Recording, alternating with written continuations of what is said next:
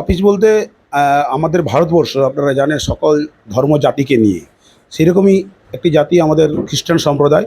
তারা পূর্ব মেদিনীপুর ডিস্ট্রিক্টের পরিচালনায় আজকে আমাদের এই অফিসে একটা প্রোগ্রাম নিয়েছে যে তাদের খ্রিস্টান কমিউনিটি ডেভেলপমেন্টের জন্য, তাদের সম্প্রদায়ের তাদের মূলত দাবি, তাদের ধর্মীয় প্রচারে যেসব বাধা আছে সেই বাধাগুলোকে দূরে সরিয়ে, তারাও একটা মাইনরিটি, যেহেতু মুসলিমরাও যেরকম মাইনরিটি, শিখরাও মাইনরিটি, সেরকম খ্রিস্টানরাও মাইনরিটি, তাদের সেই মর্যাদা তারা দাবি করছে।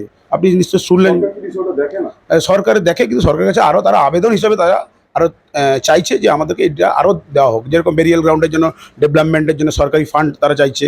এবং আপনি শুনলেন বিশপ স্যার বললেন যে তিনাদের যে আবেদন, যে ভাতাটাও যেন তাদের ক্ষেত্রে করা হয়, তারা একটা সরকারের কাছে, মাননীয় মুখ্যমন্ত্রী যেহেতু, তিনার কাছে এই আবেদনটা তিনারা রাখছেন।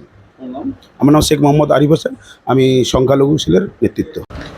সর্বপ্রথমে ধন্যবাদ দিই আজকে যে খ্রিস্টান কমিউনিটি, আর আমরা বিশেষ করে আজকে হলদিয়াতে আছি এবং আমাদের মোহাম্মদ আরিফ হোসেনের মাধ্যমে আজকে আমরা এই জায়গায় উপস্থিত হয়েছি।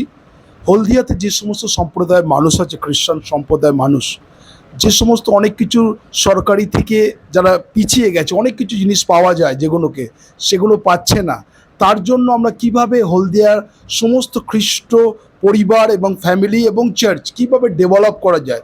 প্রথম এদের সমস্যা আছে যেটা বেরিয়াল গ্রাউন্ড, এবং সেই গ্রাউন্ডকে কিভাবে পাওয়া যায় এবং সেই গ্রাউন্ডকে সুন্দরভাবে আরও কিভাবে পরিকাঠামো করা যায় তার ব্যবস্থা।